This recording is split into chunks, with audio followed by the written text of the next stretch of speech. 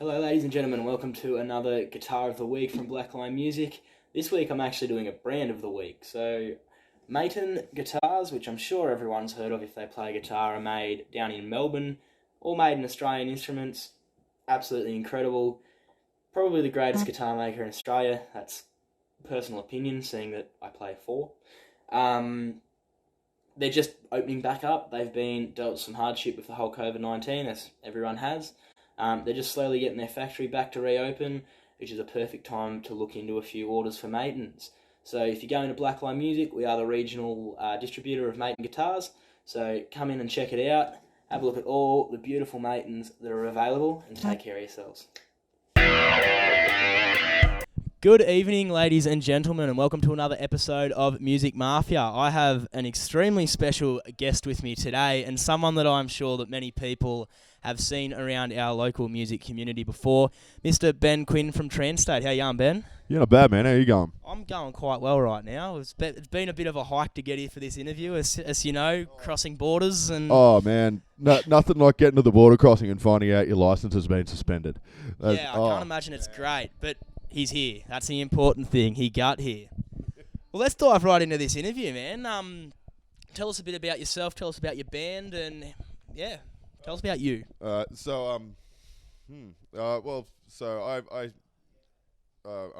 primarily a death metal vocalist. I have been doing it, this particular style of music for exclusively 10 years or more. Just over 10 years, but I've been involved in the local music scene in one way or another for about 20 years. I sing for a band called Trancestate. Don't ask me what kind of style we play. It's heavy. It's a bit of everything, isn't it? Yeah. Like it's sort of like it's heavy, but then there's like 80s dance.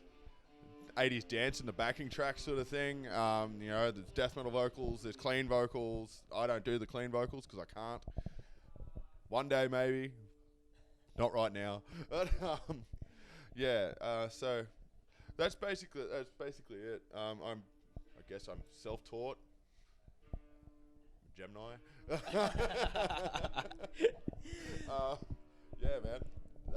That's me in a nutshell. Yeah, no, nice. How I sort of view you guys is it's like Bring Me the Horizon on steroids, like lots of steroids. I've never actually heard that before. Like I've heard like we've been compared to like Within the Ruins. Born of Osiris is a pretty common one, and somebody said that we sounded like Fear Factory meets Cradle of Filth. Which was cool to me because like growing up they were two of my favourite bands, and definitely an influence on me in my formative years. So so that was a cool one. Within the Ruins are cool, so I guess that works. And Born of Osiris are cool as well. So, and yeah, Bring Me the Horizon on steroids. That makes me think that we're all shredded and ripped and shit, and which is always a good thing, even though I wear a baggy shirt to hide my beer gut, so... Now, beer. Let's talk about beer while you've mentioned it. Nearly all of your promo pics have a VB tinny in them. What's the go with that? Nectar of the gods, mate. Nectar of the gods. It's like an angel crying on your tongue. We have VB's new ad right here. It's sort of... I legitimately started drinking it as because I thought it was funny, but and then one day it was one of those really really hot summer days. Let's just pause here and let Steve come across here. Oh no, he's ducked around the back. You don't get to see the face behind all of this, and a beautiful Labrador by the look of it too. Sorry, continue. No, you're right, VB. I legitimately started drinking it because I thought it was funny because it's like VB, but hard-earned thirst. And like the most cliche of things, like it was really hot day, and the only thing I had in the fridge was a stubby of VB, and I was just going, yeah, all right, and it was just. But still though, like the main reason that I do drink it is predominantly because it's funny. Yeah. I feel completely awful after going through a 30 block, but you know who doesn't? I mean, I think most people probably feel pretty good about themselves. Oh, you do for a little while, and then like you know when you're sort of you're approaching your mid 30s and like I am in my mid 30s, and you don't recover from hangovers as well as you used to, so you go through a 30 block and on the one hand you feel great, and then like when you wake up in your underpants on your roof 2 days later, and you've got the taste of vomit and God knows what else in your mouth, and you start having an existential crisis because of all the choices that you've made in the last 72 hours. I think we have a new most honest guest on this show, everyone. So, Quinny, tell us a bit about, we were talking about it a bit before, about your involvement in the local music scene. You were saying you've been a part of it for a long time. Where does your involvement come from? What have you done musically? Over the years, I played in sort of various bands and all that sort of stuff that had a varying impact on the scene. Some of them were better than others. Some of them were a lot worse than others. And some of them were just sort of jokes, basically. I guess, and as well, like being involved in like local, committees, like all of which I'm pretty sure are defunct now. The freezer committee, they used to put on the shows in Wodonga, and then we had Infusion that used to be part of the Retro Youth Cafe, which was actually smack bang on Dean Street, but now it's behind it, which is kind of sad. But they used to put on shows there, and occasionally they put it on at the Performing Arts Centre as well. And so that's cool. I was a part of that as well. Yeah, nice. And then but mainly sort of through playing music, I've been involved in it. Like played my first show in 2004, I think. At the the Wodonga Civic Centre, back when it was the Civic Centre, before it was the Cube. Yeah. Back when it was a building and not a friggin' art installation, which is and just sort of went from there, sort of taking time off between bands to sort of every time I'd leave a band, I'd have this sort of, I guess, this moment of like, oh, do I want to keep doing this, and rah rah rah. So I take like like a year, 18 months off, reevaluate everything, and because being younger as well, I was obviously not using proper techniques to maintain my voice, so leave time for my voice to heal and all of that sort of stuff, or alternatively scar over. There was no YouTube back then, so like there was no like Zen of screaming or anything like that. It was like it either hurt or it didn't,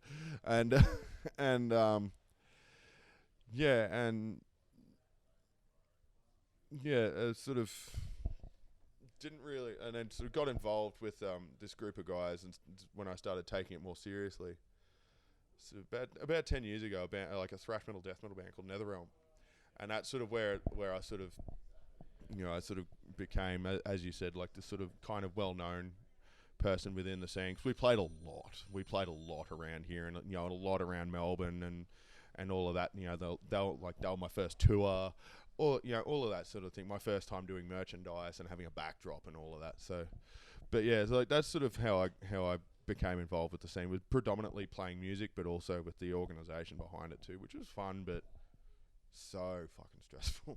Sorry for my language, but yeah, bleep it. But sort of sorry to ramble a bit there, but just sort of mainly music, like actually playing it, and a little bit of the organisation behind it. Yeah. Last question I've got for you before we jump into a bit of a game. What advice would you give to there's a lot of young kids coming up through the Albury-Wodonga music scene right now?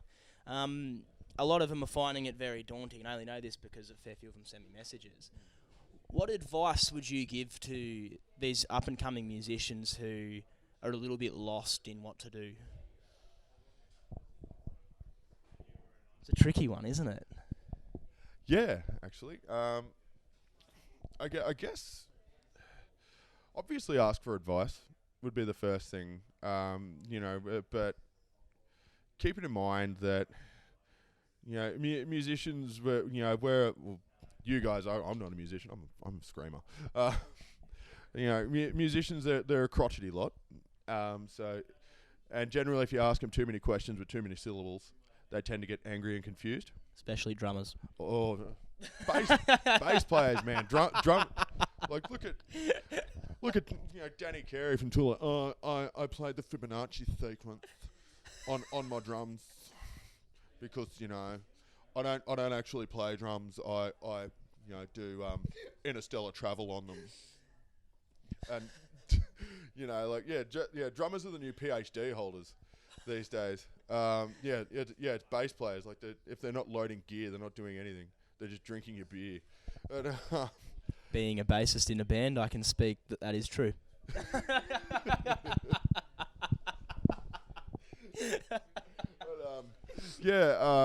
It's like, ask for advice, but do research.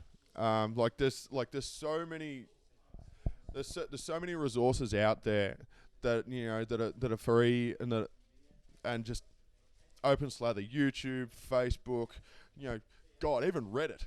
Yeah, I found out recently that Reddit is not just memes and softcore porn. It's there are actual communities on there that are really useful, and for starting out a band or a performing project or a music project or anything like that. So just do your research and don't be afraid to grab the coattails of somebody that's more established than you. Like we did that with Wind Waker. Look at Wind Waker now. Yeah, we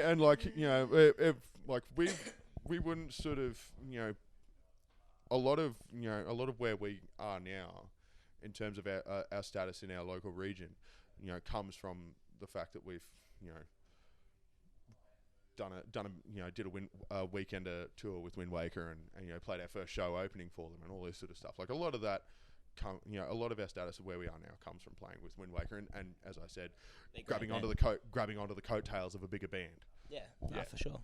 Very good advice. We're going to jump into the this or that game. So, Quinny, what I'm going to do is I'm going to give you 2 options for something, and you've just got to pick the one that you like the most. Let's do it. Okay, we'll start off nice and easy. Cats or dogs? I recently changed sides. Cats.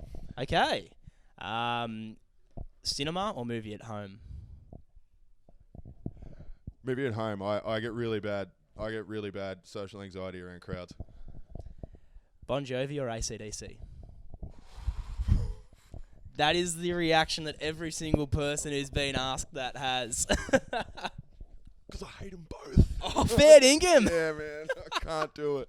I'm going to say I hate AC/DC less. Okay. Yeah. So we'll go AC/DC. Yeah. Deathcore or metalcore?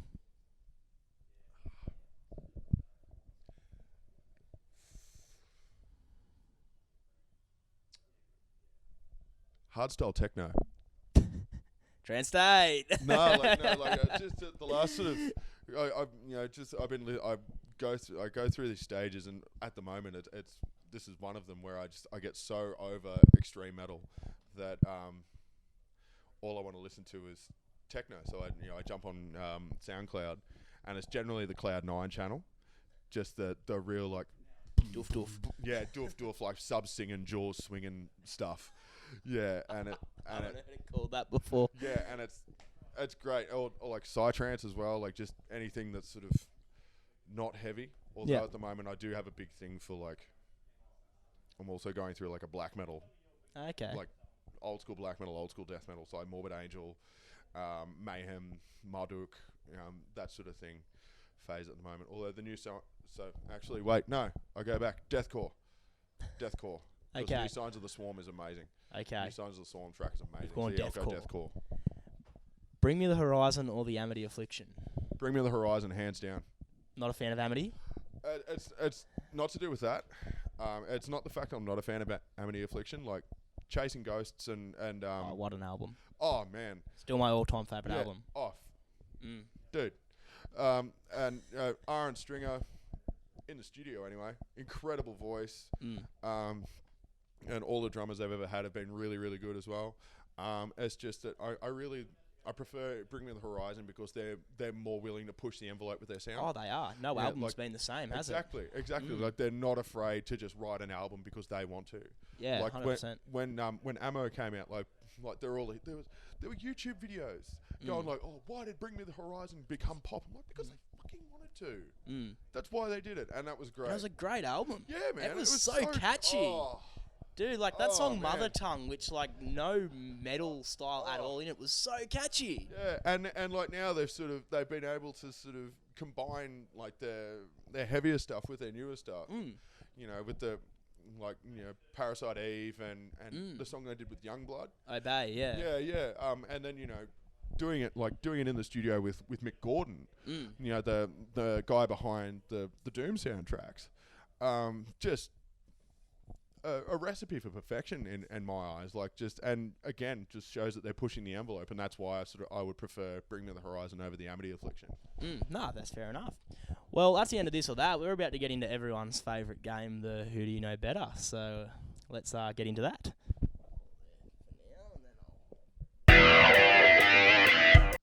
It is now time for the Who Knows Who Better challenge. Oh man. My man Ben Quin right here. Oh, So, man. do you want to ask the question first, or do you want me to ask the question first? Nah, by all means, man. You go first. Okay. The first ever heavy band that I ever watched was A, Polaris, B, The Amity Affliction, C, Parkway Drive, or D, Ocean Sleeper. First ever heavy band that I watched. You always lived around here. Yes. Parkway Drive. My first ever heavy show that I had witnessed was Polaris at Unify. They were the first band I saw, and that was the first time I ever saw something heavy live. So they only had just started, sort of thing. So Yeah. Wow. Okay. anyway, bottoms up.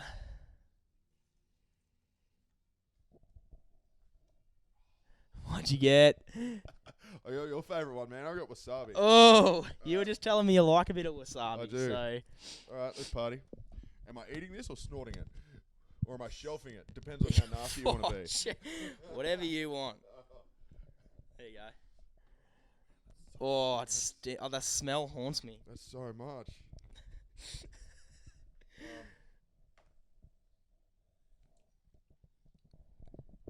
Get her down. Just goes right through the nose. It does. You breathe in and you're like, fire! It's just like, it's like this jet of fire. It's like, clears it out though. Oh, he goes back for more. Should clear the spoon. Oh! I love it because it's not me. All right. Hey, hit me up with your question. You've handled that like a champ. All right. Well, I guess I'll sort of go in a similar vein to you. Yep. What was the first live band I ever saw? Was it Quin, Frenzal Rhomb, Meshuggah, or the Dillinger Escape Plan? Dillinger Escape Plan. Damn it. Frenzal Rhomb in Frenzal- 2002 at the Wodonga Sports and Leisure Centre of all places. Ah. Yeah. My first live band was a punk band. Yeah, nice. What have I got? Oh, no, I've got the chili sauce. Oh, no, we haven't had the chili sauce yet on this show. Oh, I'll let you do the serving for me. Oh, I'm really nervous now because this is the one I didn't ever want. You got any milk handy? Mate, I'm part Maltese. I can handle this. I know I can. Oh. It's burning my eyes just from here.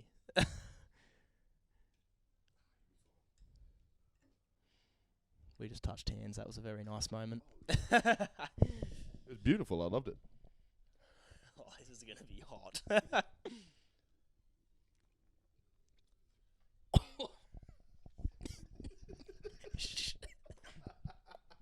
Oh.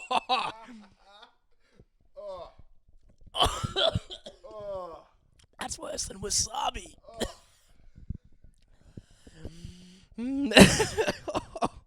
Court marsh bold lily. Why do I do this show? I honestly ask myself when I'm eating wasabi why I do it. Anyway, that's the end of this this interview. Thank you so much, Ben. Thanks, man. If you see Ben down the street, say hello to him. He's seriously one of the nicest blokes in the music scene that you will... He says as he coughs up my offering. that you will meet. Thank you all for tuning in. Ben, it's been an honour having you, mate. Thanks, man. Thanks for having me. Anytime, man. Check out Trancestate. Take care.